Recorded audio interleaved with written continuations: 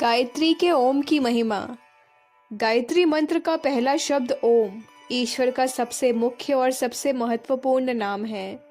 यह अ उ म इन तीन अक्षरों से मिलकर बना है, जिसके अ से विराट, अग्नि तथा विश्व आदि, उ से हिरण्य गर्भ, वायु, तेज आदि, म से ईश्वर, आदित्य तथा प्राज्ञ आदि का बोध होता है।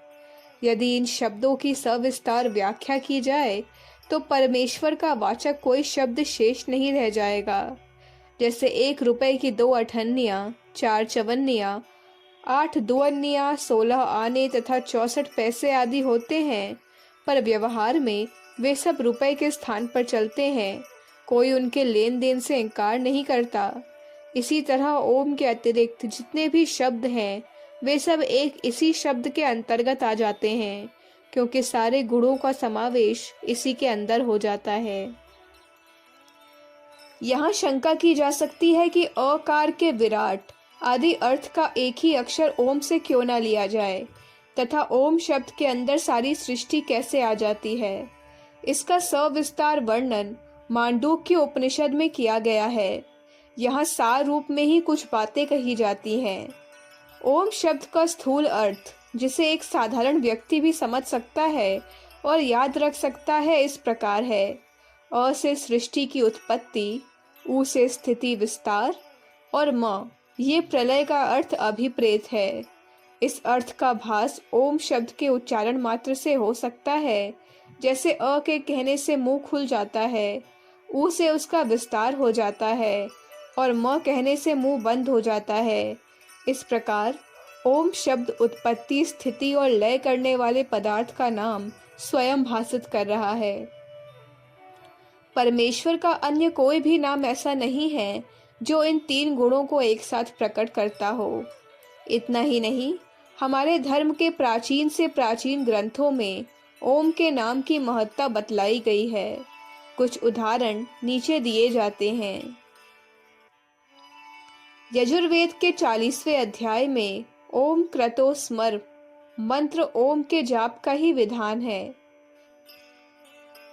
कठ उपनिषद में कहा गया है, सर्वे वेदाः यत्पदमाम्नन्ति तपांसि सर्वाणि च यद्वदन्ति यदिच्छन्तो ब्रह्मचर्यं चरन्ति तत्ते पदम संग्रहेण ब्रवीभ्यामित्येतत्। अर्थात जिस शब्द की महिमा सारे वेद गाते हैं, तपस्वी जिसका बखान करते हैं, ब्रह्मचारी जिसके लिए घोर तपश्चर्या करते हैं, वह केवल ओम ही है। मुंडकोपनिषद खंड 2 में कहा गया है, अरा इवं रत्नभो संहता यत्र नाडयः स एषो अंतरश्चरते बहुधा जायमानः ओमित्येवं ध्यादत् आत्मानां स्वस्ति व पारायः तमसा परस्तात्। अर्थात रथ की नाभि धुरी में अरों की भांति जिस हृदय देश में सब नाड़ियां आश्रित हैं, यह अनेक प्रकार से प्रकट होने वाला परमात्मा उसी हृदय देश के भीतर विचरता है। उस परमात्मा को ओम इस प्रकार से ध्यान करो। अंधकार से पार होने के लिए यह ओम का ध्यान तुम्हारे लिए कल्याणकारी हो। स्वामी रामतीर्थ ने एक जगह कहा है, विज्ञान पर धिक्कार है यदि वह पवित्र शब्द ओम के प्रभाव संबंधी सत्य के विरुद्ध जाता है। ये सब प्रमाण आस्तिकों के लिए हैं, परंतु जो लोग ईश्वर की सत्ता के विषय में संशय रखते हैं अथवा उसे नहीं मानते, उनके लिए भी गायत्री में बहुत बड़े ईश्वरीय ज्ञान का भंडार भरा पड़ा है। ऐसे व्यक्तियों को ओम की महत्ता समझाने के साथ ही ईश्वर की सत्ता समझाने की भी आवश्यकता है।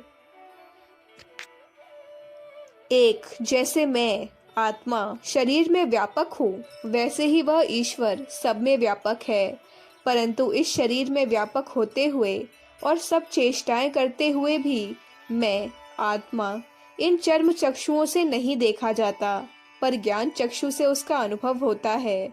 वैसे ही परमात्मा भी इन चर्म चक्षुओं से दिखाई नहीं देता।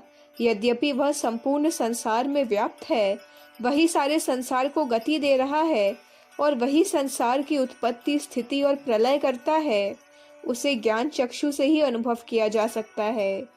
यदि मेरे अपने होने में किसी को संदेह नहीं, तो उस ईश्वर के होने में संशय क्यों होना चाहिए? जब मेरी आत्मा की इच्छा होती है तब मैं बोलता हूँ, जब तक इच्छा बनी रहती है तब तक बोलता रहता हूँ, और जब मेरी इच्छा बंद हो जाती है तब मेरा बोलना भी रुक जाता है।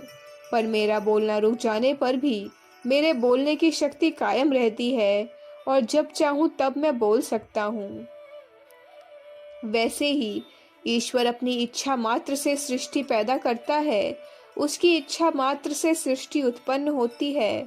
जब तक उसकी इच्छा सृष्टि चलाने की रहती है तब तक सृष्टि की स्थिति रहती है, और जब उसकी इच्छा बंद हो जाती है तब प्रलय हो जाती है और सृष्टि अपने तत्वों में विलीन हो जाती है। मनुष्य की बोलने की प्रसुप्त शक्ति के समान, परमात्मा की सृष्टि रचने के प्रसुप्त शक्ति के समान, परमात्मा को सृष्टि रचने की शक्ति भी बंद नहीं होती, परंतु परमात्मा का सब कार्य एक निश्चित नियम से होता है। अतः उसके सृष्टि, स्थिति और प्रलय काल नियत है, उनमें किसी प्रकार का अनियम नहीं। इसी कारण मनु महाराज ने कहा है कि जितने नियत समय तक सृष्टि रहती है उसे ब्रह्मा का एक दिन कहा गया है, और उतने ही प्रलय काल को ब्रह्मा की रात्रि कहते हैं। गायत्री में जीव और ईश्वर की स्थिति का ज्ञान भी बड़ी उत्तमता से कराया गया है। इस मंत्र में भू, भुवः, तत्, सविता, वरेण्यम, भर्गः तथा देव शब्द सब एक वचनांत हैं, और ओम के गुणों की स्तुति करने से ओम के ही विशेषण हैं। परंतु आगे चलकर इस मंत्र में धीमहि धियो यो नः प्रचोदयात् इस खंड में नः तथा धीमहि शब्द बहुवचनांत हैं, जो कि जीवों के लिए ही प्रयुक्त हो सकते हैं, परमात्मा के लिए नहीं। इस मंत्र में परमात्मा से बुद्धि की याचना करने से भी स्पष्ट प्रतीत होता है कि अल्पज्ञ जीव ही अपनी अल्पज्ञता को दूर करने के लिए ईश्वर से बुद्धि मांगते हैं।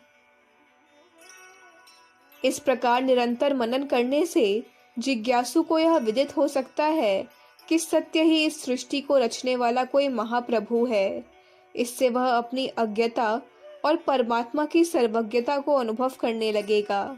उसे यह भी अनुभव होने लगेगा कि हिमालय के सम्मुख एक मच्छर की हस्ती तो हो सकती है, किंतु इस महान जगत की तुलना में मेरी कोई हस्ती नहीं हो सकती। इसलिए जैसे दुर्बल किसी बड़ी शक्ति का सहारा ढूंढता है, उसी प्रकार हम भी अपनी आत्मिक शक्ति बढ़ाने के लिए उस महती शक्ति के समीप जाने का प्रयत्न करते हैं।